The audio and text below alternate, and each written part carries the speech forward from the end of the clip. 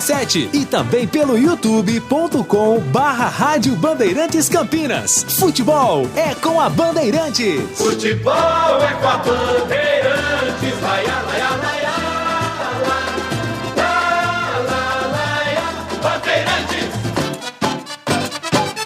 Futebol. Agora, notícias da hora com as notícias locais, nacionais e internacionais, direto da redação da Rádio Bandeirantes.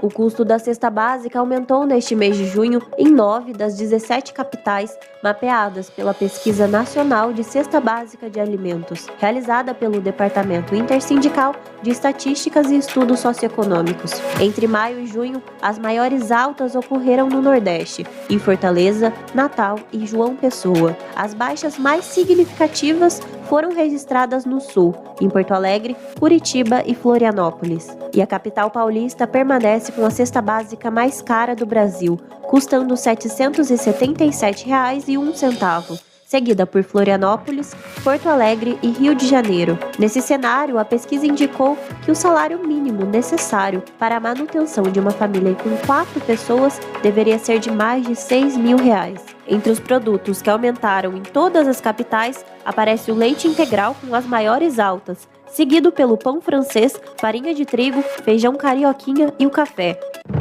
Você ouviu Notícias da Hora, aqui na Rádio Bandeirantes. Você está ouvindo Rádio Bandeirantes Campinas, ZYK 569, FM faixa estendida 85,7 e AM 1170. E também Rádio Bandeirantes Ribeirão Preto, ZYK 640, FM faixa estendida 85,3 e AM 1270. Rádio Bandeirantes, fechada com você, fechada com a verdade.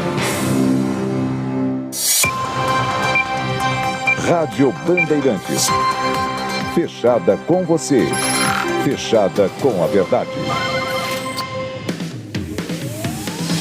Bastidores do Poder. Na Rádio Bandeirantes. Oferecimento. Recap, Sindicato dos Postos de Combustíveis de Campinas e Região. Acesse recap.org.br.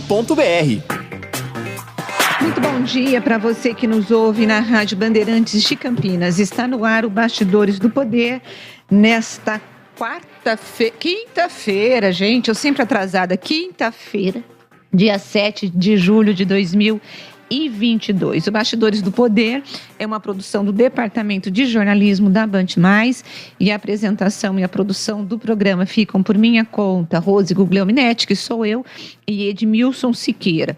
Na mesa de som nós temos o Leandro Renato e na central técnica o Lucas Pessoa e o Gil Kleber. Você pode acompanhar o Bastidores do Poder ao vivo também nos aplicativos Band Rádios e Rádio Bandeirantes de Campinas, no youtube.com/Rádio Bandeirantes de Campinas e no facebook.com/RB Campinas 857. Você pode participar do programa mandando a sua mensagem para o 971021493. Eu vou repetir, 971021493. Para você que só ouve o programa e nunca participou, eu peço para que você participe, porque é sempre muito importante a participação do ouvinte, porque sempre acrescenta muito. E muitas vezes o próprio ouvinte traz pauta aqui para o programa. E claro que quem está comigo é o Edmilson Siqueira. Bom dia, Edmilson. Bom dia, Rose. Bom dia, ouvintes. Estamos aí para mais um Bastidores do Poder, nessa quinta-feira agitada no cenário nacional e internacional, inclusive. Pois é, eu estou tentando, na verdade, Edmilson, conseguir aqui um professor de Relações Internacionais para poder falar conosco sobre a renúncia, né, do Boris Johnson, primeiro-ministro da Inglaterra. Mas eu acho que dá para a gente tocar aqui em algumas coisinhas, só para poder anunciar para os nossos ouvintes, para não ficar lá para o meio do programa. Depois de muita pressão, o Boris Johnson, então, ele renuncia, né, nesta quinta-feira ao cargo de primeiro-ministro, e a queda dele, basicamente, aconteceu por conta, né, daquela história de que na época da Covid, onde todo mundo estava de quarentena lá na Inglaterra, no Reino Unido, e estava rolando festas e mais festas na casa do ex-primeiro-ministro da Inglaterra. Além disso, também tivemos aí, ele acabou tentando se segurar, mas conta com a questão da inflação alta, tem o reflexo, né, Edmilson, do Brexit, que é a separação, que acabou ajudando na inflação, que tem um impacto global, mas também ajudou a inflação, houve desvalorização da moeda, a questão das exportações e os negócios entre os países acabaram, esses negócios diminuíram muito, então não era favorável mesmo para ele, né? Havia todo um clima, né, contra a permanência do Boris Johnson como primeiro-ministro da Inglaterra, mas vamos dizer o seguinte, a Inglaterra não é o Brasil, certo? Essas rupturas, essas sucessões acontecem lá de um modo bem mais tranquilo do que aqui, certo? O Boris Johnson renuncia, continua no poder até que o Partido Conservador, que tem maioria na Câmara lá da Inglaterra, eles nomeiem, elejam, né, entre eles e nomeiem um novo primeiro-ministro. Então a transição é tranquila. Não vai acontecer nada de grandes rupturas, de crises maiores por causa da renúncia, e ele vai logo mais em outubro, mais ou menos, calcula-se que haverá um novo primeiro-ministro. Contra o Boris também pesou o fato dele ter nomeado recentemente um vice-líder na Câmara, certo? E esse vice-líder tinha acusações de assédio sexual. O Boris Johnson primeiro disse que não sabia dessas denúncias, depois ele admitiu que sabia de alguma coisa, mas que não havia nada aprovado, mas isso mesmo pegou muito mal. E vários membros do governo dele renunciaram e ele acabou ficando sem uma sustentação e anunciando a sua renúncia hoje lá em Londres. Mas o que eu fiquei pensando, assim, um dos auxiliares dele que falou para ele, tá na hora de você renunciar. Nesta semana mesmo o sujeito chegou e falou, porque você sabe, Edmilson, que não é muita gente que tem coragem de falar para um político, para alguém que tem um cargo que ele deve fazer, né? Geralmente o que a gente tem é um bando de secretário, um bando de assessor só referendando as besteiras que os políticos fazem. E aqueles que têm a coragem acabam sendo poucos, né? Se tem, na verdade. E esse auxiliar pediu, acho que foi um ministro também, se eu não me engano, preciso até dar uma olhada aqui, falou para ele, tá na hora de você renunciar, ele pegou e demitiu o sujeito, acho que ontem ou na terça-feira, demitiu o sujeito na terça-feira. O poder tem dessas coisas, né? Dificilmente alguém fala a verdade, fala o que deve ser falado para quem está no poder e que tem a caneta na mão, né? Certo? Aqui no Brasil, esses exemplos são muitos, certo? E na Inglaterra é até meio estranho, né? Porque é um país cuja política não sofre assim, grandes sobressaltos há muito tempo. Há uma disputa do poder entre os conservadores e os trabalhistas, né? Há muito tempo, eles se revezam no poder há muito tempo e a vida do cidadão inglês continua normal, certo? É um país já feito, né? Que não necessita de grandes desenvolvimentos, de grandes PIBs, né? De grandes aumentos de PIBs anuais para se manter com todo o conforto que o cidadão inglês tem, mas o poder tem dessas coisas também, né? Se você fala algumas verdades para o dono do poder, você coloca em risco o seu cargo. Isso eu acho que é em qualquer lugar do mundo. Agora, você acha, né? Eu fico imaginando com a renúncia do Boris Johnson, o grupo que orbita ao redor dele, né? Eu estou falando aí do partido mesmo, tal. Você acha que há uma tendência da oposição conseguir espaço com essa renúncia ou não? Ou realmente a oposição está desarticulada e ele continua forte? Muito difícil, muito difícil. O Partido Conservador tem maioria na Câmara, vai eleger provavelmente, vai fazer o próximo ministro, certo? Não há qualquer possibilidade hoje do Partido Trabalhista, né, que é a oposição lá, chegar ao poder nesse momento, mesmo porque eles estão desarticulados, eles não têm lideranças assim que se sobressaem no partido hoje, precisam criar novas lideranças. As pesquisas indicam que eles não são favoritos para nada hoje na Inglaterra, certo? Então não há qualquer possibilidade de haver uma reviravolta aí e os trabalhistas chegarem ao poder. Dentro do partido do Boris, você acha que deve entrar alguém que ele apoie ou algum grupo assim, dissidente dele ali, dentro do próprio partido? Eu acho que haverá um grupo não tão se organizando, ao Boris, né? Afinal, o Boris governou com o partido também, era o que o partido queria, era a favor do Brexit e contra, né, a invasão da Rússia pela Ucrânia, certo? Que são os dois assuntos mais momentosos aí. E então eu acho que vai haver um sentido de continuidade da administração do Boris, sem alguns arroubos, e pelo menos talvez com um penteado decente na cabeça, né? Pois é.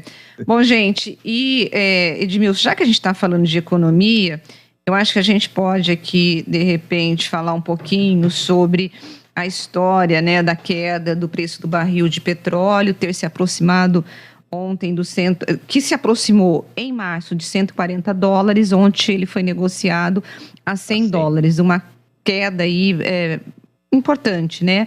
E o preço internacional em baixa praticamente anulou a defasagem entre os valores cobrados pelos combustíveis no Brasil e no exterior. Com isso, a Petrobras, pelo menos por hora, não será pressionada a reajustar o preço do diesel e da gasolina.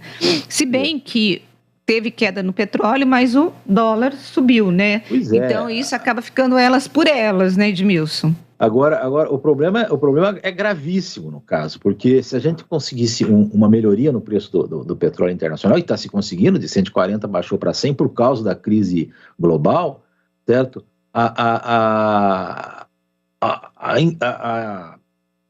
própria turbulência política e econômica brasileira, né, faz com que o dólar continue subindo, porque há uma incerteza total nos mercados aqui, tanto com o atual presidente, quanto com o possível próximo presidente, o favorito nas pesquisas aí, que também não assinala que a economia vai continuar ou vai melhorar, certo? Então, o aumento do dólar acaba anulando, muitas vezes, uma possível diminuição do preço da gasolina e dos combustíveis aqui no Brasil, dentro do Brasil, porque o dólar continua subindo. Embora abaixe o preço internacional do barril de petróleo tenha sido menor, aqui dentro o dólar e os juros altos cobrados, tudo isso influencia, certo? E é difícil que se abaixe o preço. Pode ser que a Petrobras se livre de aumentar mais o preço do petróleo, que seria mais um desastre, certo? Mas aumentar o preço da gasolina e tudo mais seria mais um desastre, mas fica difícil para ela também se movimentar nesse aspecto todo aí. Eu acho que abaixar não vai, mas pelo menos se segurar, né, Edmilson, já está de bom tamanho, né, porque está difícil. Olha, nós também tivemos aqui, né, os jornais trouxeram uma matéria mostrando que os indicadores os indicadores econômicos começaram a mostrar uma piora, né, na percepção de risco fiscal no Brasil. Aí nós temos o quê? A desancoragem da meta da inflação, a alta do dólar, como nós acabamos de falar, a queda da bolsa e a piora do risco país são alguns desses riscos aí, são alguns desses indicadores que podem prejudicar a atração de investimentos aqui no nosso país. Para os analistas, a deterioração das expectativas é uma reação ao avanço da PEC, que gera 41 bilhões de gastos excepcionais até o final de 2022. Essa PEC que eu estou falando é a PEC das bondades. E deve ser votada hoje, segundo a promessa do presidente da Câmara Federal. E essa PEC, ela vai aí ampliar, né, os benefícios para algumas pessoas, né, alguns grupos de brasileiros, como quem recebe Auxílio Brasil, vai ter um aumento de R$200, passando de R$400 para R$600. Os caminhoneiros vão receber um voucher de R$1.000, também vai ter uma ajuda para taxistas e o Vale Gás deve subir de 50 a 52 para 101, 102 reais a cada 2 meses. E isso, claro, vai estar trazendo esse custo, né, Brasil, que vai aumentar. E esse custo de 41 bilhões. E o Banco Central está trabalhando aí com uma inflação de 3,25%, mas o mercado já está projetando uma alta de 5,5%. Isso para o ano que vem, né? Para o ano que vem, exatamente. E aí, Edmilson, o que a gente coloca, então, o que representaria aí uma desancoragem de 69%. Só para os nossos ouvintes terem uma ideia, na época do governo Dilma, né, quando estava com aquela desconfiança imensa em relação à economia, a desancoragem estava em 33%. Bom, a PEC, né, o mercado vê essa PEC que num primeiro momento, a gente entende que ela é eleitoreira por conta da época em que o governo Bolsonaro está colocando ela, né? E o mercado vê com muita desconfiança, entendendo que isso pode prejudicar, né? Pois é, a situação não é boa, e a gente olha para vários aspectos aí possíveis, né? Houve um aumento do emprego recentemente, mas isso não reflete na economia, certo? A expectativa de inflação para o próximo ano, que deveria ser puxado para mais perto da meta, já está difícil, porque o mercado mesmo já está projetando para mais de 5% acima da meta, certo? E embora os esforços aí do Banco Central para puxar essa inflação para baixo, o único remédio que ele tem hoje é o aumento da taxa de juros, né? Para ver se diminui o volume de dinheiro no mercado e com isso diminua até o consumo, né, na realidade, para puxar a inflação para baixo. Mas é difícil. Então, todo esse cenário, né, que aponta para momentos ruins num futuro próximo, certo? Eles são piorados até pelo próprio governo, que não percebe que essa PEC das bondades, que também é chamada PEC kamikaze, agora estão chamando de PEC das eleições, assim, descaradamente, porque ela é visivelmente para tentar aumentar o percentual de votos do Bolsonaro nas pesquisas. Ela está causando grandes problemas futuros no país, vai causar grandes problemas futuros no Brasil, e esses problemas futuros já estão sendo precificados desde já pelo mercado, que não vê com boa visão, né, o futuro brasileiro. Então, a gente fica nesse impasse, né? Temos eleições, poderíamos mudar bastante o Brasil, porque atualmente ele não caminha bem, mas o futuro também não se mostra, pelo menos, razoável em termos de economia. Bom, e falando, né, dessa PEC das bondades, PEC kamikaze, PEC não sei o que lá, enfim, nós temos aqui, gente, meu telefone é um inferno, porque você está ao vivo e o povo fica ligando no seu telefone e você não consegue atender. Povo, quem estiver me ligando, por favor, não me ligue agora, porque eu estou ao vivo na Rádio Bandeirantes e eu não consigo falar. E, Edmilson, falando dessa PEC, nós tivemos aí a Casa Civil Itamar, o próprio PGE, o Tribunal da União, Tribunal de Contas TCU. Da União, TCU, né, entrando com um questionamento sobre a PEC para poder avaliar se ela é ou não eleitoreira. Eu fico imaginando o que eles precisam mais para saber, para ver se é ou não eleitoreira. Existe uma legislação que proíbe novos gastos, mas na verdade o que o TCU vai fazer é que avaliar se há um suposto abuso econômico, né, e político em ano eleitoral por conta dessa PEC que está aumentando em 41 milhões. O subprocurador do Ministério Público, o Lucas Furtado, está assinando o pedido, né, dessa investigação. E ele está pedindo para que a Corte atue para impedir o governo de flexibilizar o teto de gastos, comprometer o equilíbrio fiscais das contas públicas e desrespeitar princípios elementares do direito financeiro e da lei de responsabilidade fiscal, que ele diz que é um retrocesso para o país, né? Quem vai ser o relator vai ser o ministro Haroldo Cedras. E aí, Edmilson, o que você acha? Olha, é complicado, né, Edmilson? Pois é, o TCU está fazendo óbvio, né? Uhum. Quer dizer, ele tá entrando numa ação cujo resultado todo mundo já sabe. A PEC é ilegal, a PEC passa por cima da Constituição, passa por cima de leis que proíbem esse tipo de coisa, esse tipo de benefício no ano eleitoral. Estão querendo colocar uma situação de emergência que não existe dentro da PEC para justificar esse gasto absurdo de mais de 40 bilhões de reais, certo? Acima do teto.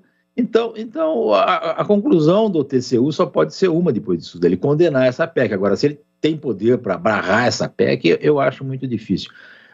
Não vai barrar, a PEC vai ser aprovada, o dinheiro provavelmente vai ser distribuído, mas a dúvida é ainda hoje em Brasília, eu estava lendo um noticiário sobre isso hoje, se essa PEC, se esses benefícios todos vão refletir em grande ganho de votos para o governo, para o Jair Bolsonaro. Há dúvidas quanto a isso, e se não houver esse ganho, eu acho que não resta mais nada ao presidente, a não ser se conformar com uma possível derrota. Embora, claro, ele vai continuar brigando aí para não perder no primeiro turno, que também pode acontecer. Então, o TCU não está fazendo a obrigação dele, mas vai chover no molhado aí, porque é um negócio que é óbvio que é ilegal, certo? Olha, você sabe que eu fico imaginando, assim, a campanha do Bolsonaro aposta quase que tudo nesse programa, nessa PEC aí, nessa ampliação dos benefícios para esse pessoal. Eu acho assim, Edmilson, eu não sei se vai ser suficiente para poder chegar no Lula, né? Porque o Lula está com 14%, 14 pontos de diferença, uma distância grande do Bolsonaro, mas a campanha está apostando tudo para poder conseguir essa aproximação e pelo menos levar a campanha para o segundo turno. O que eu vejo? Eu entendo, Edmilson, que esses programas sociais rendem votos, tanto que o PT se ancorou disso anos e anos, tanto que no Nordeste você tem uma votação, quase que 70% dos nordestinos votam no PT, né? Você tem ali, hoje está em 60%, alguns estados 50%, mas que o PT é ali o grande partido para esse pessoal, e tudo isso é atribuído principalmente ao Bolsa Família. Quando o Bolsonaro, na época da Covid, liberou o auxílio emergencial, ele estava mal avaliado nas pesquisas. Semanas depois da liberação, ele melhorou na pontuação de avaliação, então a aposta da campanha não está errada. Eles estão dizendo o seguinte, isso é o que vai trazer voto para a gente, então vamos jogar isso. Se é ilegal, se não é, se é eleitoreira, Eu entendo que é eleitoreira, que pode ter problema, inclusive para o Bolsonaro, algum partido entrar com uma ação na Justiça Eleitoral, dizendo que houve abuso econômico, e já nós tivemos aqui em Paulínia, por exemplo, o Edson Moura perdendo o mandato por conta de abuso econômico nas eleições, então isso faz o político perder o mandato, o cargo. Então, não acho que é tão fácil assim, não. Mas que a campanha está apostando, e eu acho que nesse momento, Edmilson, sinceramente, eu não vejo uma outra possibilidade do Bolsonaro conseguir melhorar a imagem dele, a não ser dando essas benesses. Pois é, mas o PT, que não é bobo nem nada, né? O Lula já andou dizendo por aí que esses benefícios todos que estão sendo dados agora, e que tem prazo, né? Tem prazo até 31 de dezembro, depois disso eles seriam acabados, que ele vai continuar no governo dele dando esses benefícios, certo? O quê? Ou seja, é mais um detalhe para acabar com o bom humor do mercado, né? Certo? Se essa defasagem no orçamento aí, esse furo do teto de gastos continuar no ano que vem, vai ser pior ainda para o Brasil. Mas, como você disse, é uma saída para tentar buscar mais votos, tanto que dela também tenta se aproveitar o PT, anunciando que depois de dezembro, se o Lula for eleito, né, e tomar posse, ele vai continuar com esses benefícios de alguma forma, certo? Ele não vai acabar com eles, o que é muito ruim para o Brasil, certo? Mas é uma saída. Eu acho, como você disse, é a única saída, certo? É onde o governo Bolsonaro, o próprio Bolsonaro, está pendurado aí. Se não der certo essa distribuição de dinheiro por aí para aumentar o potencial de voto deles, eu acho que não haverá nada mais o que fazer. Bom, gente, nós vamos para o intervalo. Eu vou adiantar um pouquinho o intervalo, porque eu estou tentando falar com o nosso repórter e eu vou tentar ver se eu consigo falar com ele para ele falar sobre um sequestro em Limeira ontem à tarde, e a pessoa ficou várias horas aí junto com os bandidos, os assaltantes, e nós vamos voltar com essa história daqui a pouquinho, tá bom? Não saia daí. Bastidores do Poder, na Rádio Bandeirantes. Hoje tem Faustão na tela da Band. Alô, galera! A sua noite de quinta tá garantida ao som de muita música com os maiores artistas do Brasil. Na pista do Faustão. A hora é agora! Convidados especiais desvendam as pistas de quem vai se apresentar. E quem se apresenta dá um show à parte. Vamos escolher também a nova bailarina do Fausto. Hoje, às 20h30 na tela da Band. Faustão na Band. No Superação, quais matérias terão mais atenção? O plano de ação é pensado pela escola e depois cada professor vai dentro do seu planejamento utilizando os recursos que ele precisa. E o que o aluno não aprendeu durante a pandemia? Tem uma resposta em tempo real do nível que aquele aluno está e eu consigo individualizar um pouco mais o atendimento. Qual o objetivo? O mais importante de tudo isso é pensar no aluno. Tem filhos na rede municipal de ensino? Acesse o site e saiba mais. Prefeitura de Campinas. Uma grávida é linda e feliz em busca da nova moradia. Achou uma perto da academia, mas o andar alto deu medo. E o vizinho toca bateria. Criança tem que dormir cedo. Essa, a mãe mora perto, tem a sala na medida certa. Mas de noite é um deserto e a garagem é descoberta. Mas um corretor da Prado encontrou a P que resolveu. Sabe o que aconteceu? As árvores do bairro deram flores bem quando o bebê nasceu. Prado Gonçalves Imobiliária. Histórias felizes passam por aqui. 2022, 100 anos do rádio no Brasil. Uma homenagem da AESP ao veículo que sempre vai estar ao seu lado. Ricardo Boechat desbravou as ondas do rádio e tocou a audiência como poucos. Ele era preciso, honesto e corajoso e marcou o radiojornalismo para sempre. Boechat assumiu o microfone da Band News FM em 2005 e foi lá que ele resgatou uma das preciosidades que o rádio possibilita: a interatividade plena com a audiência. O ouvinte não apenas recebia informação, mas também abastecia a emissora com notícias. A impunidade que marcou o evento de Mariana detonou a represa de Brumadinho. Essa é a grande verdade. Boechat xingava, brincava, brigava, se entregava com maestria. Chegou até a dar seu celular pessoal no ar. Fez do rádio sua vocação. Toca o barco aí. 100 anos do rádio no Brasil. Uma homenagem da AESP ao veículo que sempre vai estar ao seu lado. Agora, News Drops com Henrique do Vale, direto de Nova York. E o homem suspeito de matar 7 pessoas e ferir dezenas de outras em um desfile do dia 4 de julho, no estado de Illinois, fez a sua primeira aparição no tribunal. O suposto atirador enfrenta 7 acusações de assassinato em primeiro grau. Uma condenação resultaria em uma sentença de prisão perpétua, sem liberdade condicional, disseram autoridades. O suspeito, segundo as autoridades, abriu fogo do telhado de um prédio, usando um rifle semelhante a um AR-15, quando o desfile começou, inclusive nessa última segunda-feira. Acredita-se que o suposto tenha planejado o ataque por semanas e o rifle parece ter sido comprado legalmente no estado. No entanto, informações divulgadas pela polícia estadual e local mostram que o suspeito anteriormente exigia a intervenção do policial por ameaças de violência e problemas de saúde mental, levantando questões sobre como ele conseguiu legalmente obter armas de fogo. Em meio à violência armada, o governador de Nova Jersey, Bill Murphy, assinou uma série de medidas já prevendo possíveis novos ataques. Nova Jersey tem, na verdade, uma das leis de armas mais rígidas do país.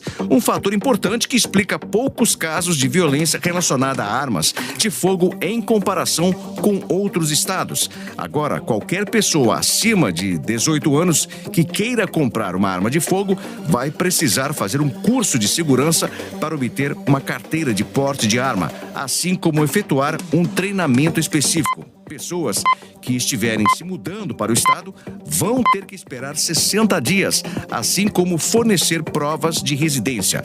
A arma deverá ser também registrada no estado. Exigir que os vendedores de armas vendam no varejo as chamadas armas de fogo microstamping, que na verdade são armas que imprimem cada cartucho de munição com informações de identificação, uma vez que tal tecnologia seja certificada.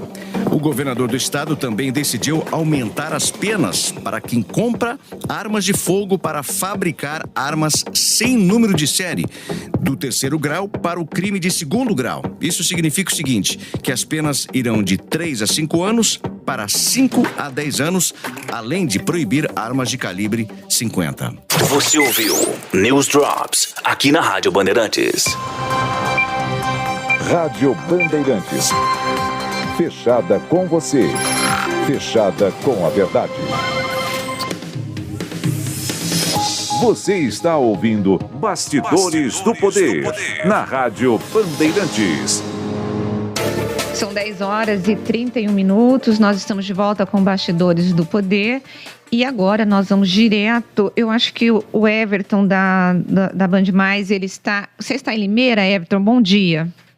Bom dia, Rose. A gente está por Campinas. Viu? Campinas. Tá. Eu achei que você estivesse na rua. Falei, bom, você falou que estava na rua, né? Eu falei, bom, tá em Limeira. Everton, nós ficamos sabendo ontem, no finalzinho, no início da noite desse sequestro, né? Eu, pelas fotos e vídeos que você mandou no grupo, era de uma idosa. Nos conta exatamente o que aconteceu. Claro, Rose. Bom dia para você, bom dia para o ouvinte que está ligado com a gente aqui também no Bastidores do Poder. Na verdade, era uma mulher de 35 anos, viu? Corretora de imóveis. Ela foi sequestrada por volta do 12:30 no bairro Chácaras Antonieta, em Limeira. Essa mulher, ela foi abordada por 3 bandidos, 2 criminosos que invadiram, inclusive, o carro dela e um que estava em uma moto. Eles levaram essa mulher para uma área de canavial e fizeram ela, assim, de refém. Ela ficou sequestrada por pelo menos 7 horas nessa área de canavial. De lá, inclusive, eles entraram em contato com familiares, mandaram fotos dela amarrada nessa área de canavial e pediram, inclusive, R$35 mil de resgate. A polícia informou, inclusive, que também eles entraram no celular dela e tentaram fazer, através do próprio aparelho dela, transferências bancárias, mas não conseguiram. Depois de muito contato entre familiares, dizendo que não conseguiam o valor do resgate com os criminosos, eles acabaram deixando essa mulher numa praça na cidade de Iracemápolis. Foi toda uma ação que envolveu Guarda Municipal, Polícia Civil e também, inclusive, helicópteros de uma empresa privada para ajudar nas buscas, então, dessa mulher que estava sequestrada. Ela foi libertada, então, por volta de 7h20 da noite, isso em uma praça na cidade de Iracemápolis.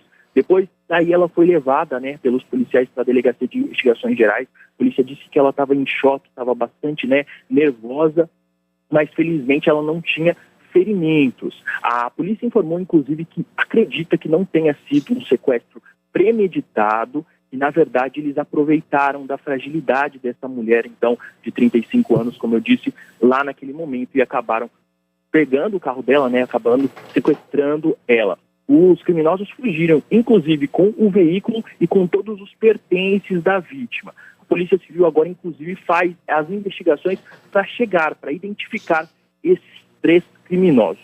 Você sabe que eu, quando vi ontem, eu falei, gente, será que os sequestros estão voltando aqui na região de Campinas? Porque você é novinho, mas nós vivemos aqui em Campinas, nos anos 2000, uma indústria mesmo do sequestro, Everton, que nós tínhamos 4, 5 vítimas em cativeiro. Então, eu lembro que eu trabalhava no Correio Popular na época e todo dia a gente monitorava as vítimas em sequestro. Houve, inclusive, a criação de uma delegacia anti-sequestro aqui em Campinas por conta do número mesmo de sequestros que havia em Campinas e região. E uma das quadrilhas, que comandavam o sequestro era a quadrilha do Wanderson Newton de Paula Lima, o Andinho, que foi apontado aí como o autor, do assassinato do ex-prefeito Antônio da Costa Santos, que inclusive o Andinho nega.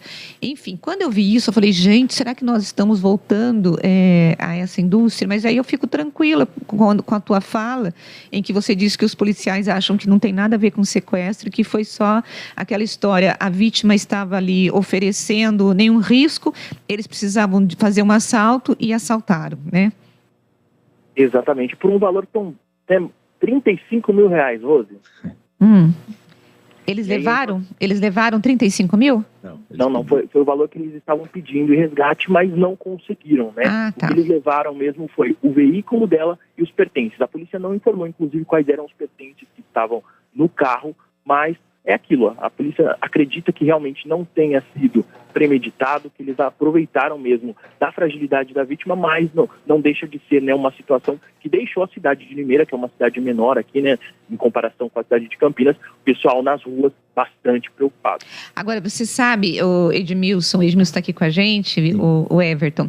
E Everton, as cidades da região estão acontecendo uns casinhos que estão deixando, porque são cidades menores, pequenas, e é aquela história, quando acontece alguma coisa, todo mundo fica sabendo.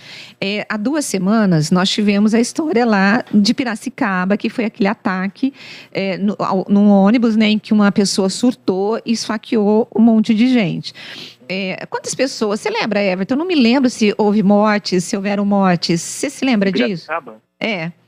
Em Piracicaba, no ônibus, né? O ataque ao ônibus. Isso. Foram 3 mortes confirmadas e pelo menos 3 pessoas ficaram gravemente. Inclusive, a última pessoa que estava internada saiu da UTI, ainda está internada, mas teve alta da UTI essa semana, Rose. Pois é. Então, são casos que acabam assustando muito a população dessas cidades, né? Eu, inclusive, desculpa interromper, Rose, ontem a gente cobriu um outro caso também, né, em Nova Odessa, onde um homem, ele teve o carro roubado e durante essa ação dos criminosos, irritados por motivo algum, porque o homem estava entregando os pertences, esse homem de 53 anos, os criminosos foram lá e deram um tiro na cabeça dele. O tiro acertou a cabeça de raspão e ele, por sorte, ontem estava, inclusive, vivo para contar a história e para conversar com a nossa equipe.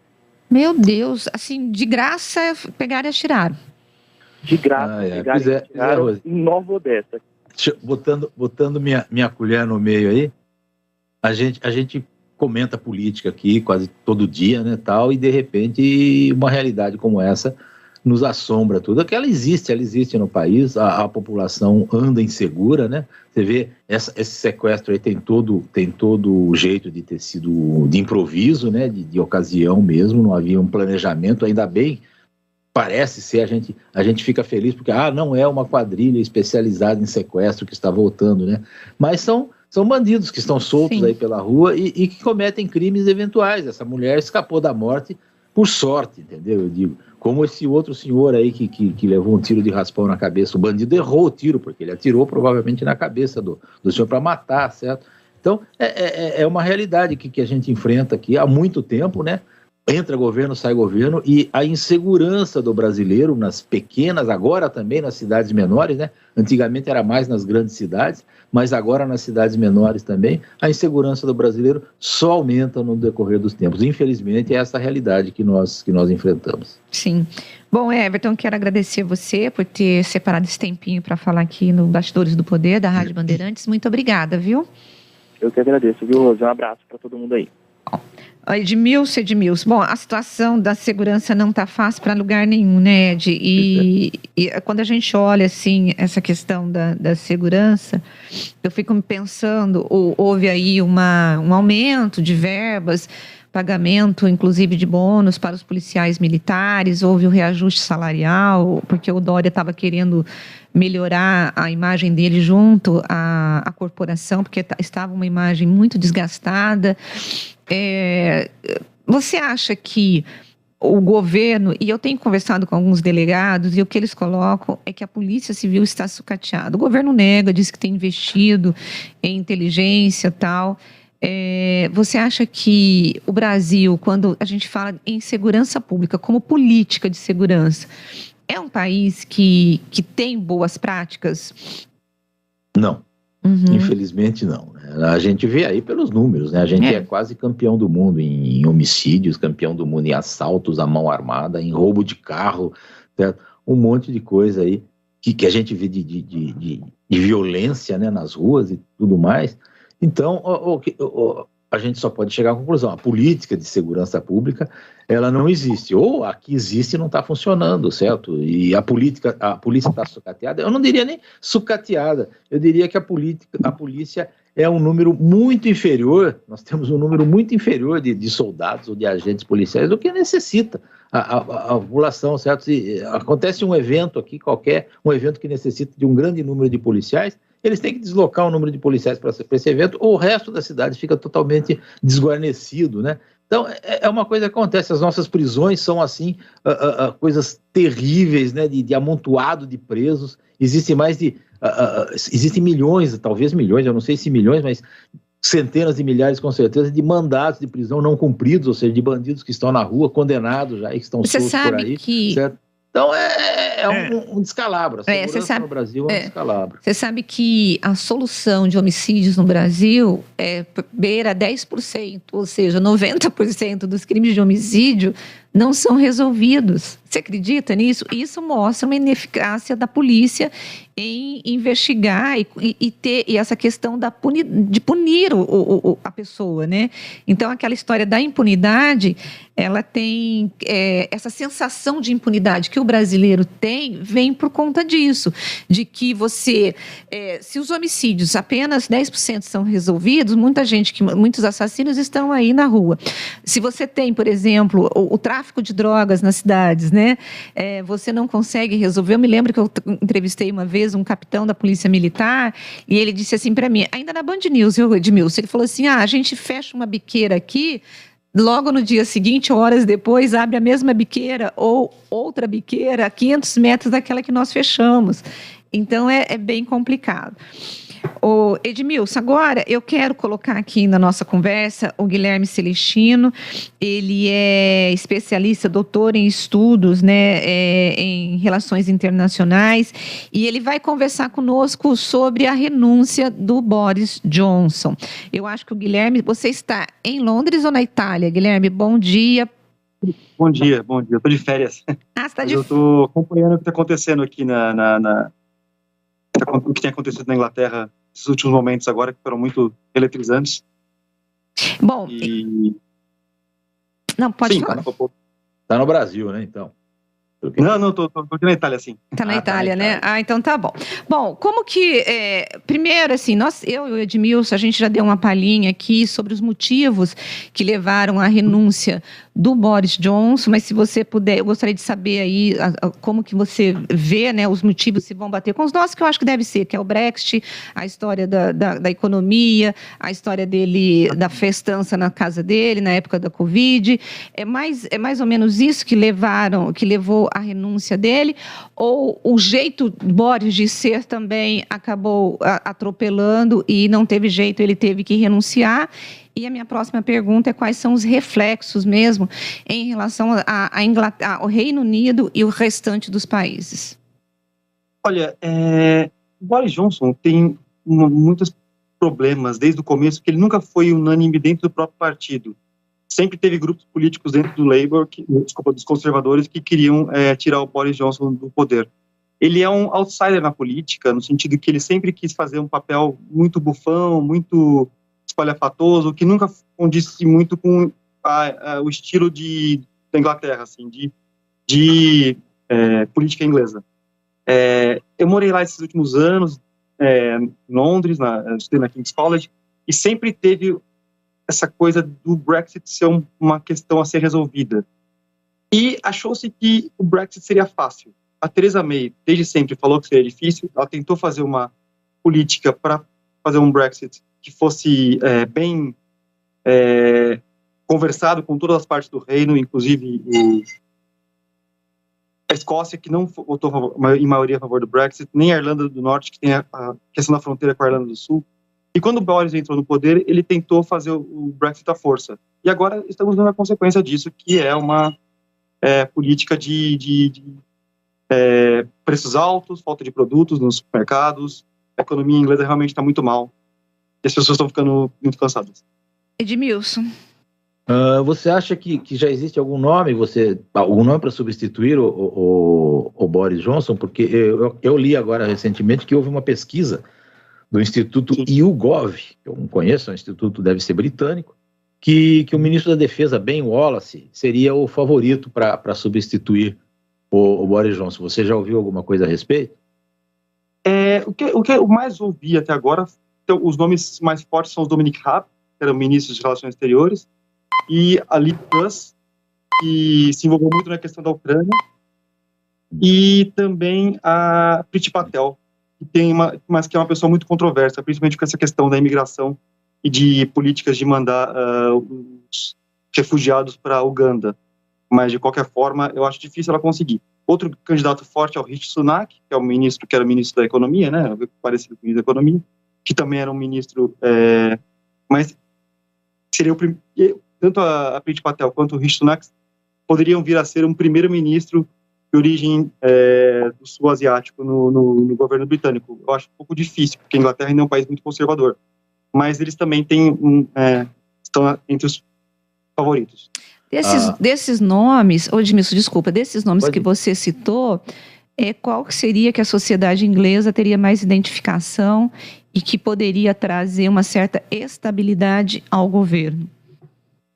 Olha, eu acho que o Dominic Raab é o nome que mais forte agora, porque ele vem nessa transição bem aristocrática dos conservadores, ele tem uma presença bem midiática, ele é bem visto pela imprensa mais conservadora no Reino Unido, e também ele conseguiu se manter um pouco afastado das maiores polêmicas, que não é o caso, por exemplo, da Liz Truss e da Priti Patel, que tem feito muitos comentários complicados.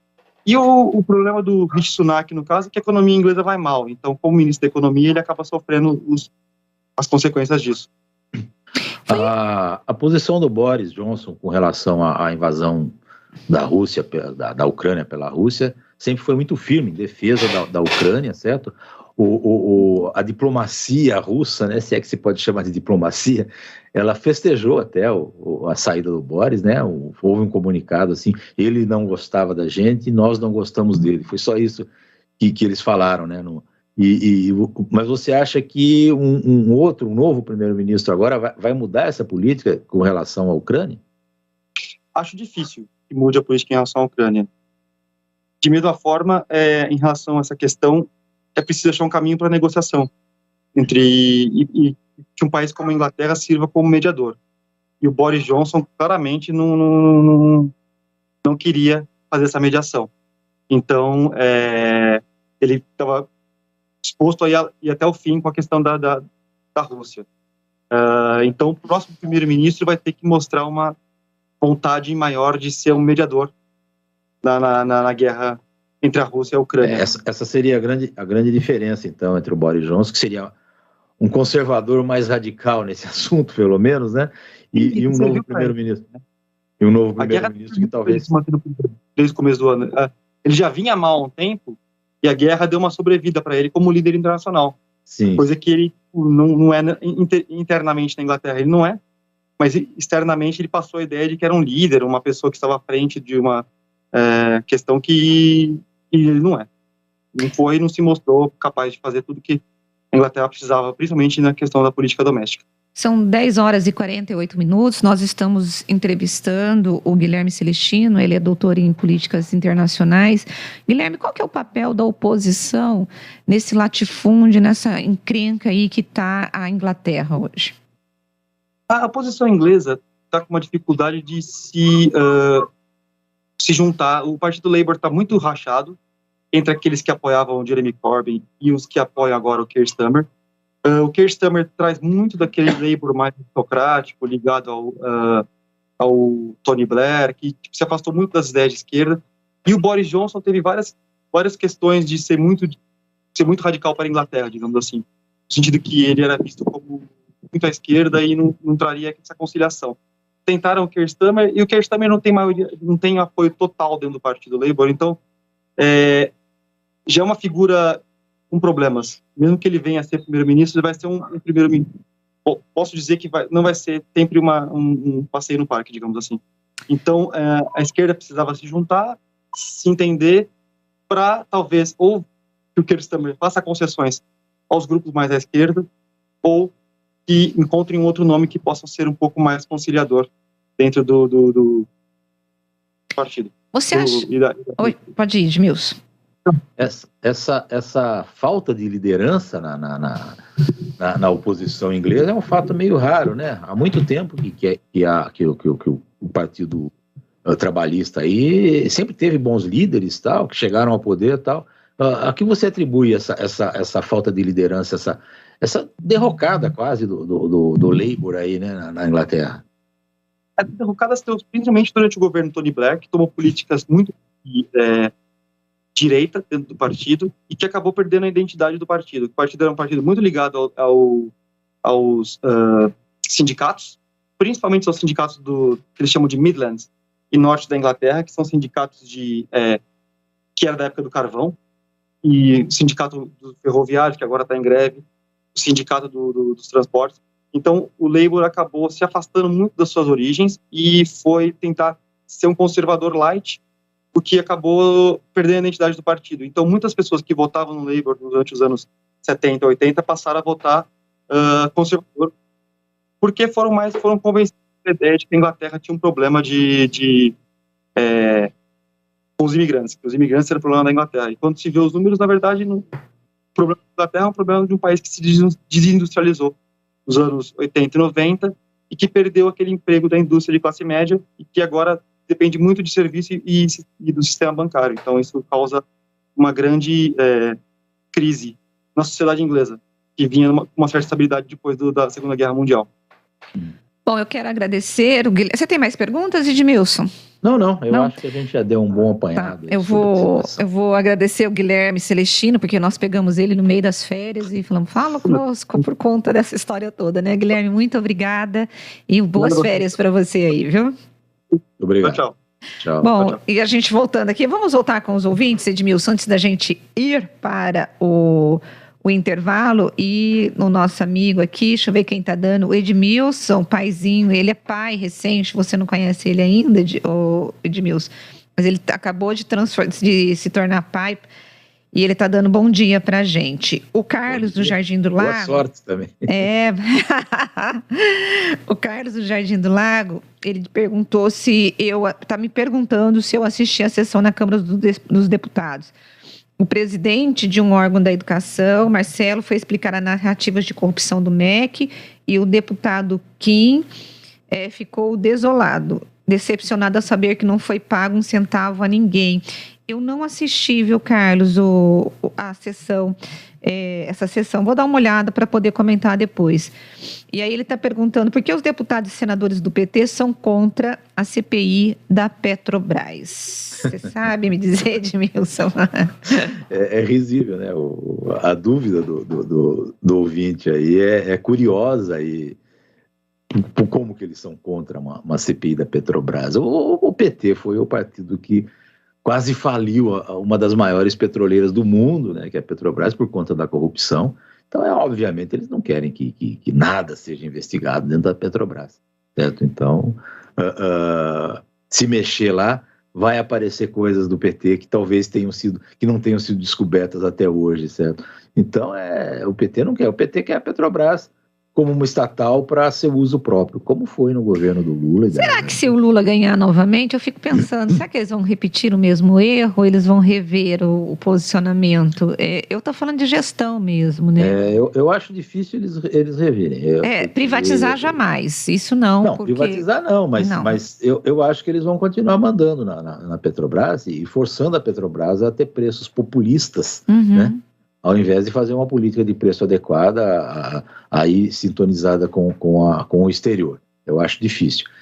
É possível, há uma margem de negociação nesse aspecto, certo? A Petrobras tem lucros enormes e esses lucros podem ser negociados, eu tenho certeza. Mas não dá para fugir muito do preço do barril, mesmo porque o grande problema é a exploração do petróleo. Se a Petrobras desprivatizasse essa exploração, talvez outras empresas se interessassem por explorar o petróleo no Brasil também, por refinar o petróleo no Brasil, e o preço dele interno seria menor, porque há a possibilidade da gente ser autossuficiente mesmo em petróleo. Agora, o que os ambientalistas têm colocado, Ed, é que essa coisa de petróleo e tal é uma energia, um combustível que futuramente ele não vai mais existir. Então, para você poder montar uma refinadora de petróleo, são bilhões, e que talvez isso não seria o melhor investimento, que o Brasil teria que ir para outros tipos de combustíveis, né? Há dois aspectos nesse assunto, né? Um deles é que reservas de petróleo no mundo existem ainda por muito tempo, certo? É coisa de 100 anos, então não dá para pensar a curto prazo, certo? O outro aspecto é o ecológico, certo? Que o mundo mundo mais moderno, mundo mais desenvolvido, ele está caminhando para parar de usar os combustíveis fósseis, certo? Que é outro problema sério. Então, você tem razão, você não vai montar uma infraestrutura enorme para uma coisa que, de repente, pode acabar em pouco tempo. Acabar o uso dele, não a quantidade existente embaixo da terra, aí, certo? Mas o Brasil caminhava para combustíveis limpos, né? Como o álcool, principalmente, ou o etanol, certo? Mas quando o governo Lula resolveu fazer toda aquela propaganda em cima do petróleo descoberto aí, certo? E então ele resolveu voltar o programa do álcool, não recebeu os incentivos que deveria receber, e nós continuamos dependentes do combustível fóssil. Por quanto tempo que vai ser, eu não sei ainda, mas vai ser por um bom tempo, pelo menos no Brasil. Eu me lembro da foto do Lula vestido com macacão, lembra disso? E de mão suja de petróleo e tal. Pois era toda uma propaganda em cima disso, para que o petróleo voltasse a ser o grande condutor. Ou seja, ele queria a Petrobras cada vez maior, cada vez mais forte, e infelizmente eles se aproveitaram dessa fortaleza toda para fazer um esquema de corrupção aí monumental. Que o PT nega, inclusive, né? Ontem na nota. Bom, e falando nisso, né, já que a gente está falando de PT e de governo, o Eduardo Bolsonaro conseguiu emplacar na Comissão de Segurança o convite para que o Marcos Valério, o operador do Mensalão, vá até a Câmara no próximo dia 14 de agosto. Não está confirmada, assim, a data estipulada pela comissão é essa, só que foi feito agora, enviado o convite para o Marcos Valério, que numa delação, né, a Polícia Federal, que foi autorizada pelo Supremo Tribunal Federal, disse que ele operava aí um caixa de 100 milhões de reais do próprio PT, né, e que parte desse dinheiro, segundo o Silvio Pereira, que era o ex-tesoureiro do PT, lá do ABC, esse dinheiro era fruto de lavagem de dinheiro do PCC, daquela facção criminosa que age dentro e fora dos presídios aqui de São Paulo, que vinham do sistema de transporte, de bingos e do transporte clandestino. O PT ontem soltou uma nota dizendo que a direita, né, está querendo requentar essa história no ano eleitoral e que esse processo, essa história já foi investigada, reinvestigada e que nada foi encontrado. Então, que é uma forma covarde de tentar atribuir ao PT uma ligação com uma facção criminosa. De qualquer forma, nós ontem entrevistamos aqui o deputado Carlos Sampaio, que está recolhendo assinaturas e que acredita que até a semana que vem ele consiga aí as 171 assinaturas para poder investigar. Sendo eleitoreiro ou não, né, Edmilson, eu sou por investiga tudo. Sim, investiga o MEC, investiga tudo. Eu acho que você tem que investigar. Tem que investigar. Há indícios de crimes, né? Onde você mexe, né, no Brasil, cada enxadada é uma minhoca, né? Como dizem por aí. E onde você investiga, a coisa, hoje mesmo teve mais ações da Polícia Federal aí investigando, mas esse depoimento do Marcos Valério, certo, que estão querendo marcar aí para agosto, ele tem um outro obstáculo, né, na história, né? O Marcos Valério, ele está em liberdade, né? Ele está respondendo a pena dele em liberdade, mas ao mesmo tempo ele está proibido de falar sobre esse assunto.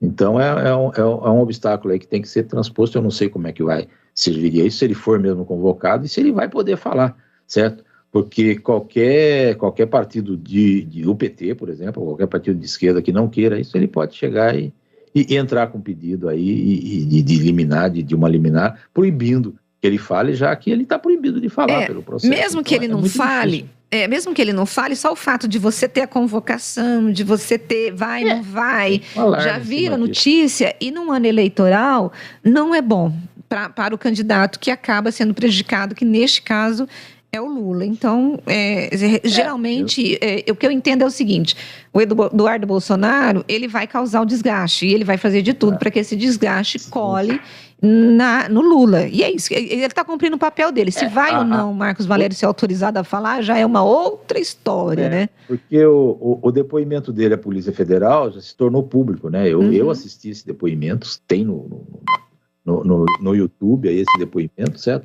Então, mesmo que ele seja proibido de falar, a imprensa vai dizer, né? Eles vão aproveitar e vão dizer, olha, ele não foi lá porque ele está proibido de falar. Proibido de falar sobre o quê? Sobre isso. Vai ter dado uma publicidade muito grande a esse depoimento dele de qualquer forma, né? Certo? Mas o depoimento em si dele mesmo, ele falando novamente lá na Câmara, como ele falou na Polícia Federal, eu acho meio difícil de acontecer. Bom, e o Adriano Vermelho disse o seguinte: caiu o primeiro-ministro britânico. Claramente existe uma alternância de poder no mundo. Ora fica mais à direita, ora fica mais progressista, em alguns momentos foi mais ousado, depois mais conservador, mais belicoso, outros momentos menos armamentista. Em certos momentos mais agrários, em outros mais industriais e tecnológicos. Enfim, existe sim uma rotatividade de poder, talvez de acordo com o caminho que se apresenta. Ou talvez pela sazonalidade da época, ou talvez por grupos secretos que comandam o poder neste planeta. E aí ele dá uma risadinha. Desculpa. Aí já é teoria de conspiração. Isso, né? Mas por isso que ele deu uma risadinha, assim, né? Ele falou, sabe, aquelas coisas que todo mundo acha que tem alguém aí querendo controlar o mundo, né? Aí ele diz assim, confesso que às vezes para mim essa hipótese é muito plausível, ou apenas um excesso de consumo da cultura pop. A história de alguém querendo mandar no mundo. Mas a democracia é assim, ela prevê uma alternância de poder e, claro, o que é bom é que a democracia ela prevê tudo isso, mas desde que a Constituição não seja mexida, a vida do cidadão não seja alterada por cada comandante, cada presidente, cada primeiro-ministro que chega ao poder, que eles mantenham a vida mais ou menos igual e mexam naquilo que são políticas internacionais, que são políticas globais do país, etc. e tal, certo? E, claro, eu não acredito em teorias de conspiração, não acho que há grupos secretos que mandam no poder. Há grupos secretos por aí, mas eles fazem outras coisas. Pois é. Bom, e com isso nós vamos para o intervalo e voltamos daqui a pouquinho. Você não saia daí. Bastidores do Poder, na Rádio Bandeirantes. O preço dos combustíveis tem pesado para todos nós. O RECAP, que é o Sindicato dos Postos de Combustíveis de Campinas e região, esclarece que nessa balança o problema não é o posto. Além dos sucessivos aumentos, o que pesa nessa conta é o imposto, a concorrência desleal, a sonegação fiscal e o fato da competição no setor ser somente entre os postos. Seria importante uma maior competitividade também nos elos anteriores ao varejo. Saiba mais em recap.org.br.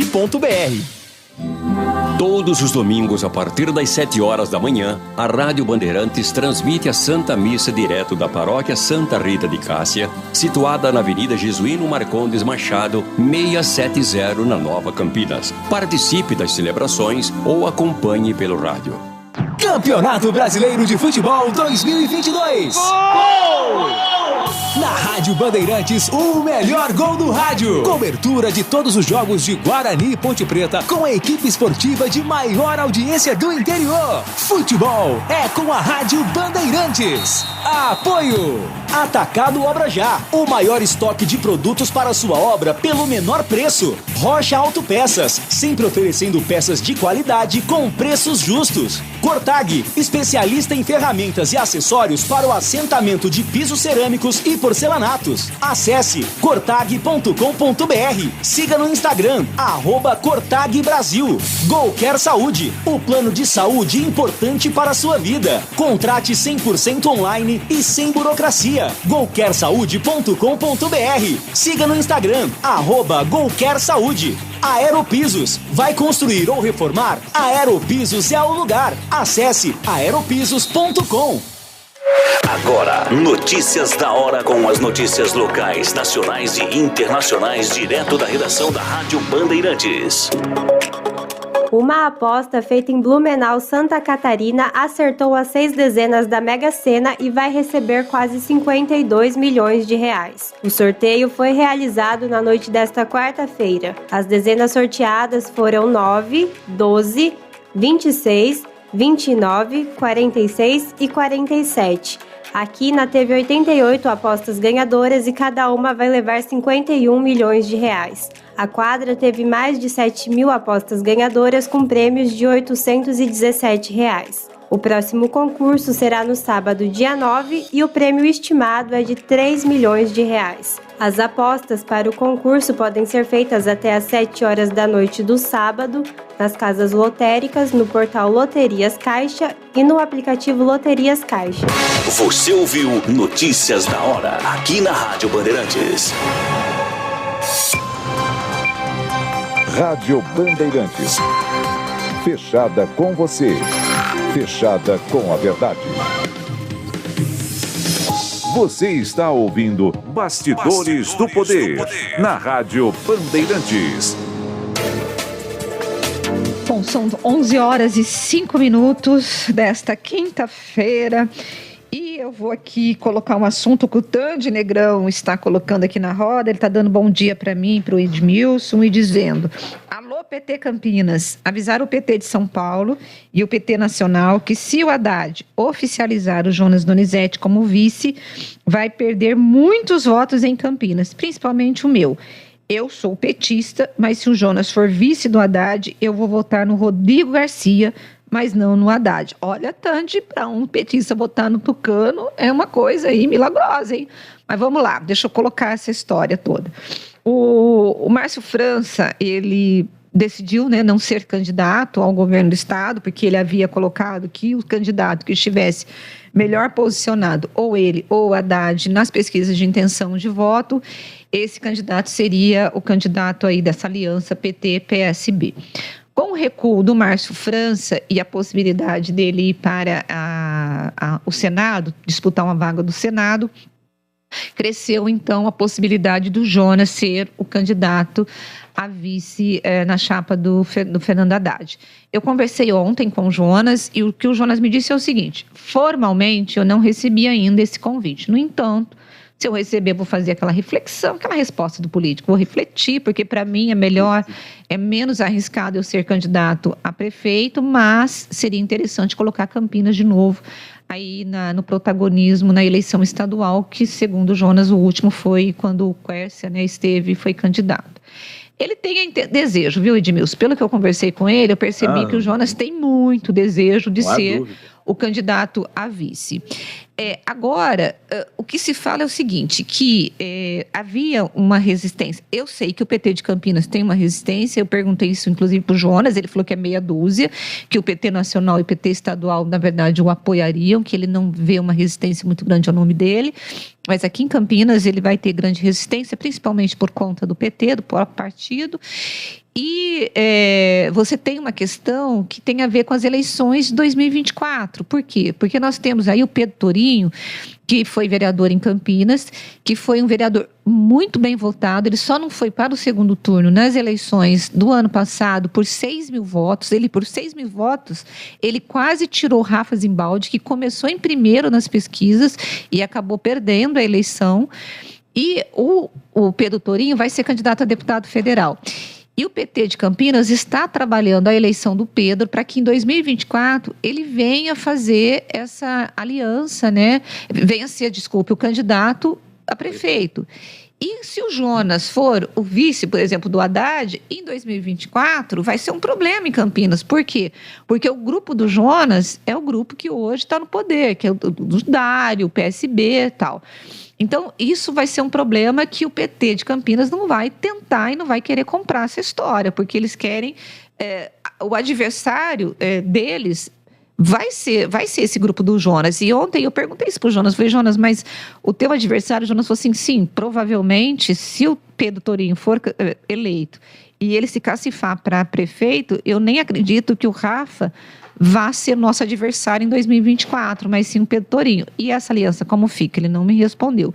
Se o Jonas, de fato, for o candidato a vice, nós vamos ter uma outra mudança no jogo político aqui em Campinas, que é a história do vice-prefeito hoje, o Vanderlei Almeida, que é o braço direito do Jonas, e o cara forte do Jonas vai ser o candidato a deputado federal no lugar do Jonas. E o próprio Vandão, o Edmilson, eu nem coloquei isso na matéria, mas ele foi nomeado como uma das pessoas que vai integrar um comitê entre o PSB e o PT, justamente para poder trabalhar essa aliança PT-PSB aqui no estado de São Paulo. É um cenário complicado, né? Que dificilmente vai ser resolvido assim, pacificamente, né? Certo? Em 2024, o que a gente espera em Campinas, que eu acho que vai acontecer, é a tentativa de reeleição, né, do Dário, né? A gente tem isso aí, que seria apoiado pelo Jonas, porque é uma aliança que está no poder, né, do Jonas e Dário, certo? E agora, no estado de São Paulo, se essa aliança entre o partido do Jonas, né, PSB e o PT se concretiza, aqui em Campinas como é que fica, né? É um jogo de xadrez aí que precisa ser resolvido. Claro que o Jonas quer ser candidato a vice-governador, porque o Haddad está com uma eleição muito próxima aí, certo? De se concretizar. Agora, já houve um outro candidato aqui que se colocou também como vice em uma outra circunstância, que foi o doutor Hélio, né? Que falaram que ele ia ser vice disso, vice daquilo, mas na realidade ele era só um balão de ensaio que tinha jogado aí, como muitos balões de ensaio que o Hélio costumava jogar, certo? E que não se concretizou. Na época eu até escrevi que eu não acreditava nem um pouco que o Hélio ia ser vice de alguma coisa. Agora não, agora o quadro é diferente. O Jonas é uma liderança, ele é presidente do partido, né, no estado, se eu não me engano, sim. Certo? Tem uma participação efetiva. O partido dele saiu da disputa do governo do estado e tem um candidato muito forte a senador, que é o preferido nas pesquisas aí, que talvez seja eleito senador. Já consta que o Márcio França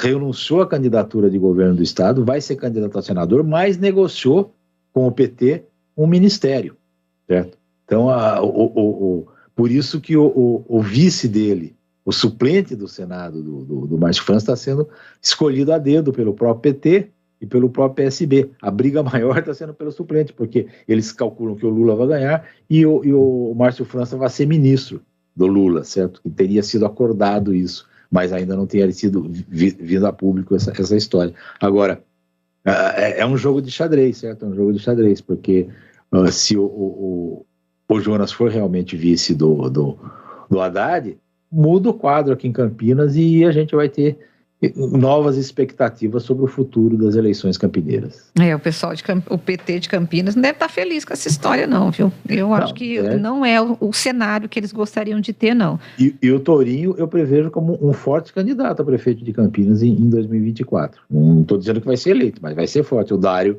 vai ter um candidato mais forte do que foi o Rafa. Sim, e havia inclusive uma preocupação da campanha do Dário no ano passado, do Tourinho ir para o segundo turno e não Rafa, porque o Tourinho seria um candidato muito mais difícil de bater ou de vencer, né, vamos assim dizer, do que o próprio Dário.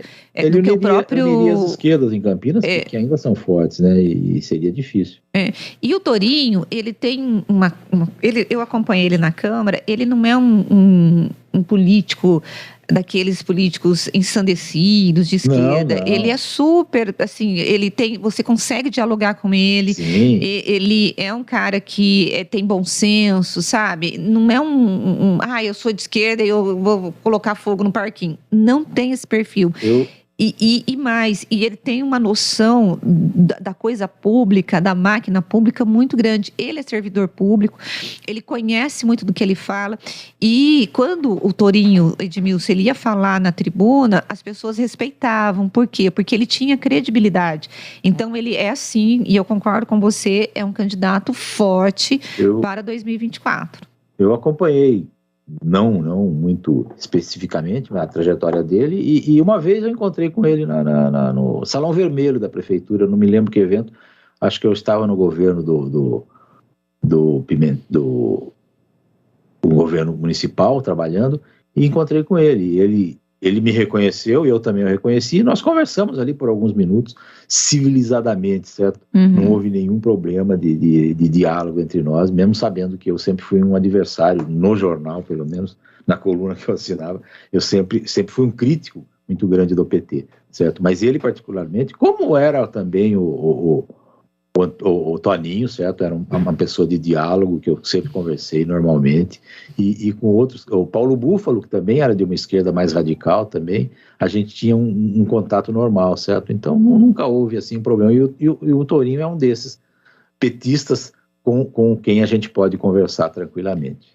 Bom, e nós vamos para o intervalo e voltamos daqui a pouquinho. Bastidores do Poder, na Rádio Bandeirantes. Oferecimento. Recap, Sindicato dos Postos de Combustíveis de Campinas e Região. Acesse recap.org.br. Campeonato Brasileiro 2022. A Ponte Preta entra em campo nesta quinta-feira diante do CSA, às 19 horas no estádio Rei Pelé em Maceió. O Guarani enfrenta o Cruzeiro no sábado às 11 da manhã no estádio Brinco de Ouro. Jogos da 17ª rodada do Brasileirão. Acompanhe a melhor cobertura na Rádio Bandeirantes de Campinas, em AM 1170 e FM 85,7 e também pelo youtube.com/Rádio Bandeirantes Campinas. Futebol é com a Bandeirantes. Futebol é com a Bandeirantes. Laia, laia, laia, laia, laia, Bandeirantes. Futebol. 2022, 100 anos do rádio no Brasil. Uma homenagem da AESP ao veículo que sempre vai estar ao seu lado.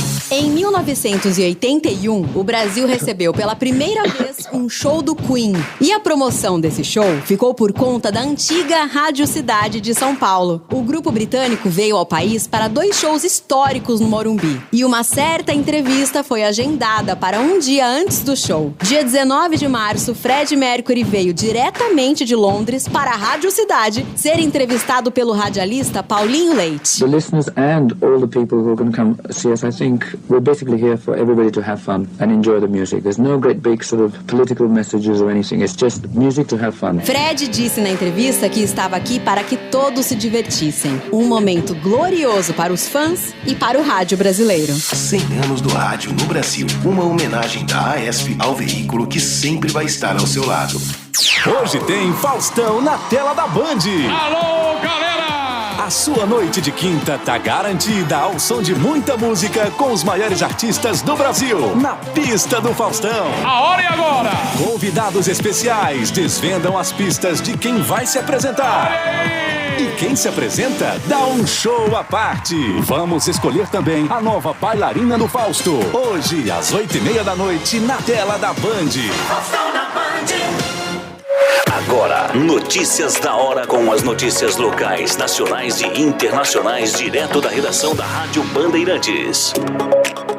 Quem se inscreveu no processo seletivo do SISU, o Sistema Único de Seleção Unificada para o segundo semestre de 2022, já pode conferir se está entre os selecionados. A divulgação foi informada pelo Ministério da Educação na noite desta quarta-feira. O resultado pode ser acessado na página do SISU no portal Acesso Único. Agora, os selecionados na chamada regular terão de 13 a 18 de julho para efetuar as matrículas diretamente nas instituições onde foram aprovados. Cerca de 60 mil estudantes foram selecionados. Quase 62% dos selecionados conseguiram aprovação para a primeira opção de curso e 38% para a segunda. O SISU ofertou nessa edição quase 66 mil vagas. Para quem não conseguiu classificação para ficar entre os selecionados na chamada regular, ainda há chances para disputar uma das vagas ofertadas. Já a partir desta quarta-feira, quem ainda não foi selecionado pode manifestar interesse em participar da lista de espera. O prazo para registrar o interesse na página do SISU termina às 11h59 do dia 18 de julho. Você ouviu Notícias da Hora, aqui na Rádio Bandeirantes. Rádio Bandeirantes. Fechada com você. Fechada com a verdade. Você está ouvindo Bastidores do Poder, na Rádio Bandeirantes. Reta final do programa Bastidores do Poder, nesta quinta-feira, são 11h19 e nós vamos voltar com os ouvintes e a nossa ouvinte, deixa eu ver aqui qual ouvinte que está falando conosco. Gente, eu não consegui identificar o ouvinte, mas é o seguinte, ele está dizendo, deixa eu ver se eu consigo identificar, o Claudemir. Ele está perguntando, bom dia pessoal, quero desejar uma ótima quinta-feira para vocês e saber o que vocês acham da nova pesquisa do Paraná Pesquisa, colocando Lula e o Bolsonaro com 6 pontos percentuais de diferença, divulgado pela Band de São Paulo, pelo Cláudio Humberto. Ontem nós também tivemos a divulgação da pesquisa pelo o Estadão, né? É Quaest que fala, né? Quaest. E deu uma diferença de 14 pontos, né, Edmilson? As pesquisas, elas estão... O ideal é mesmo você pegar uma média, né, de todas as pesquisas e ver mais ou menos como é que está a situação, que seria um retrato mais fiel. Há estados onde o Bolsonaro cresce, há estados onde o Lula cresce, certo? E então, nesse momento, que é um momento assim de início da definição do eleitor ainda, certo? Uma pesquisa mesmo que eu vi ontem tinha 24% de indecisos, tal.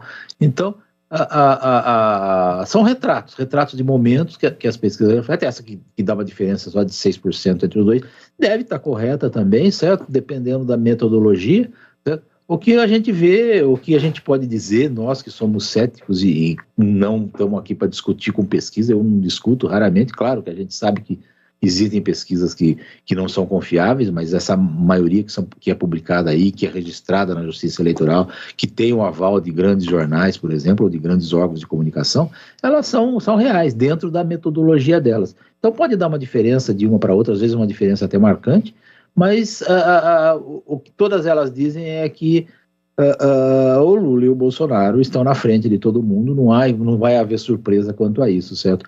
Pode ser que o Bolsonaro cresça, claro que pode, certo? E pode ser que o Lula caia um pouco, pode tudo. Mas eu acho que o segundo turno, por exemplo, está garantido, praticamente garantido entre os dois, e lá no segundo turno que a gente vai ver como é que o eleitor brasileiro vai traçar o seu futuro próximo. Eu só quero colocar, concordo com o que você falou, mas eu quero colocar aqui algo, porque a gente tem ouvintes e muita gente que critica as pesquisas, né?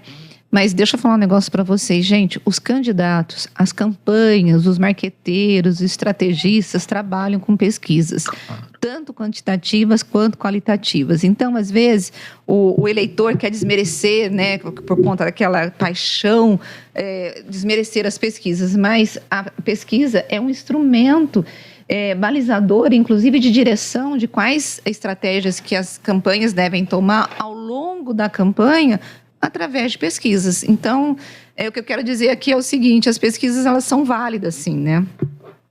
Sim, totalmente válidas, e a gente acredita nelas, sim. Eu acredito nas pesquisas, certo? E elas servem de orientação para os partidos, claro que servem. Não há outra maneira de você aferir a vontade popular, a tendência popular, a não ser fazendo pesquisas. E hoje elas são cientificamente muito bem elaboradas, né? Certo? Inclusive com a facilidade maior, depois que a telefonia no Brasil passou a ser uma coisa popular, né? Pode-se usar o telefone para falar rapidamente com muita gente no Brasil inteiro, e então essas pesquisas, elas acabam aferindo aí a tendência popular e servem de parâmetro para todas as campanhas. Não há dúvida quanto a isso. O Edivaldo está dizendo aqui que a velha mídia militante de esquerda fica quieta em relação ao PT, a história do contador, do filho, da delação. Bom, não é o caso aqui da Band Campinas, porque nós falamos desde o começo sobre todos os problemas. E não só em relação ao PT. O que é notícia, a gente comenta aqui, tá? O Marco Antônio, do Jardim Botafogo, ele disse assim: Rose, desculpe-me a sinceridade, mas jornalistas com opiniões ideológicas é uma coisa nojenta. Ao invés de ficar metendo o pau na esquerda, declare o voto em Bolsonaro e pronto. Eu não sei se ele está falando de mim ou de você. Eu acho que nenhum dos dois, né? Porque não é o caso, eu compreendo a posição dele, certo? Eu já vi muita gente assim por aí, compreendo, certo? Mas a coisa mais interessante nessa história é que quando você fala mal da esquerda, como eu já fui chamado de nazista pela esquerda, certo? Você é criticado. Quando você fala mal da direita, você é chamado de comunista e outras coisas mais. Mas, enfim, parece que as pessoas não estão tão suficientemente preparadas para ouvir críticas contra aqueles que eles defendem. Vamos fazer o quê? Crítica a gente vai fazer sempre com todo mundo que a gente ache que não esteja fazendo a coisa certa. O Pedro Paulo Diniz, ele disse assim: Rose, ontem vocês entrevistaram o papagaio de pirata, que só aparece em ano de eleição. Você sabe que o Carlos Sampaio tem mesmo esse apelido de papagaio de pirata, né? Por quê? Porque em todas as fotos ele estava sempre lá com a cabecinha, né? Mas é um deputado que, bem ou mal, certo? Ele aparece na época da eleição, mas faz um trabalho lá em Brasília, que ele divulga, tal, quem quiser ver, aí nas redes sociais, vê, tal, certo? Bem ou mal, quando chega a eleição, ele faz uma campanha discreta, normalmente aqui em Campinas, e consegue ser reeleito. Ele está aí já há quantos mandatos, certo? Sendo reeleito. Ele tem um público grande. Eu acho que deve ser respeitado até por isso. O Carlos Sampaio, ele nunca foi um deputado de Campinas, apesar de morar em Campinas. Ele não é aquele deputado que vive a cidade, que sua base eleitoral. Tanto que, desde o primeiro mandato, ele já construiu a sua trajetória política numa coisa mais nacional. É ruim, por um lado? Sim, é ruim, principalmente quando ele foi candidato a prefeito aqui da cidade, a grande crítica era essa ausência dele da cidade e esse descolamento dele da cidade. Tanto que um dos pontos nevrálgicos, quando você vai olhar a rejeição do Carlão, é essa ausência da cidade, né, Edmilson? Sim, ele optou por ser um deputado federal mesmo, lá em Brasília, e tratar de temas nacionais. Tanto é que ele já foi, algumas vezes, líder do partido na Câmara, certo? Agora, é um grande deputado? Eu diria que ele é um deputado normal, certo? Contra o qual peso, eu não sei, eu não conheço nenhuma acusação assim de corrupção, de mal feito, etc e tal, certo?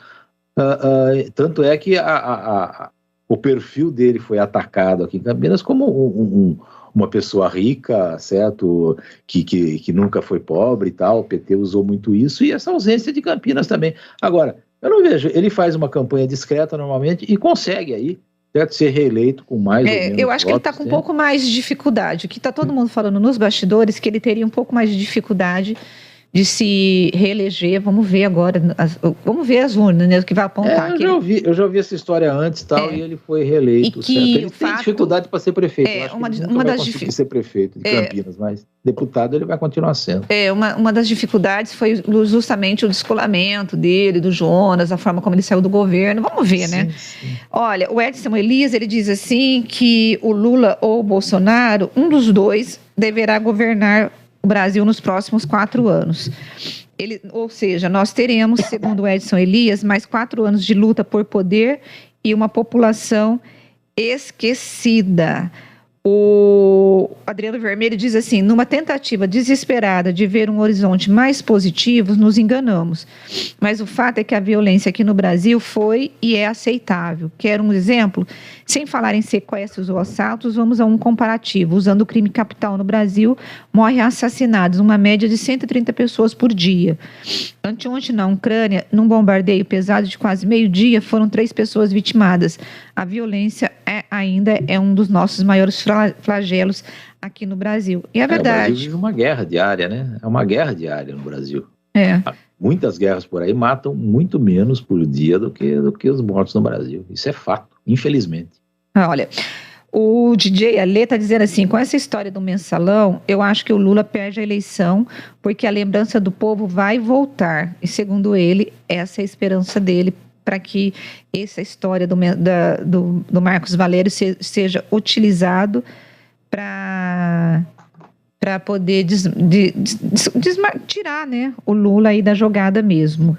Eu acho que se a memória do povo voltar, como ele disse aí, ou se ela passar a existir, né, porque ela desaparece, o brasileiro esquece o que aconteceu na semana passada, normalmente, na política, certo? Se voltar essa memória, o brasileiro não vota em nenhum dos 2 candidatos preferidos pelas pesquisas aí. Eu também acho. Agora, o que eu acho de verdade é que nesta eleição o tema corrupção é algo que perdeu muito da importância, né, aqui no Brasil, tanto que nós tivemos até, não vai dar tempo de comentar, mas o ex-governador de Brasília vai conseguir ser candidato, o Arruda vai conseguir ser candidato por conta da lei de improbidade, né, que foi aprovada e que ficou muito mais fácil. Então, assim, eu não acho mais que é um problema, gente. Eu não estou dizendo que é problema, que não é problema a corrupção. Para mim, tinha que ser assim, tinha que estar lá na ponta. É um candidato, tira, né? Mas o brasileiro hoje, ele vai pautar a eleição nessa história da economia, da comida no prato, de ter emprego e de ter condições melhores de vida. Pelo menos é o que eu acho, Edmilson. Mas é por aí mesmo, aí mesmo. A corrupção, infelizmente, que deveria ser tão prioritária quanto a economia no país, né? Ela vai ficar relegada a um segundo plano, mesmo porque o partido o partido a favor da corrupção no Brasil, né, que talvez seja o maior partido que existe lá no Congresso, está vencendo, né? Infelizmente. Bom, gente, com isso nós vamos dar tchau para vocês e nós voltaremos amanhã com mais de Bastidores do Poder. Edmilson, tchau para você, até amanhã. Tchau, Rose, tchau, ouvintes, obrigado pela audiência e até amanhã. Tchau, povo, até amanhã, espero vocês aqui. Beijo, tchau, tchau. Você ouviu Bastidores do Poder, na Rádio Bandeirantes. Oferecimento. Recap, Sindicato dos Postos de Combustíveis de Campinas e Região. Acesse recap.org.br. Rádio Bandeirantes. Porque sempre tivemos os microfones abertos para o debate, abertos para a opinião plural, abertos para a sua participação, é que podemos dizer que estamos fechados com você e com a verdade. É mais do que um compromisso. Porque sobre os fatos pode-se interpretar, fazer conjecturas das motivações, pode-se elaborar, projetar suas consequências. Mas os fatos são os fatos. E é aí que você vai nos encontrar sempre firmes. Não abrimos mão da verdade dos fatos. E sempre com foco em você, na defesa dos seus direitos. Mais do que nunca, Rádio Bandeirantes. Fechado.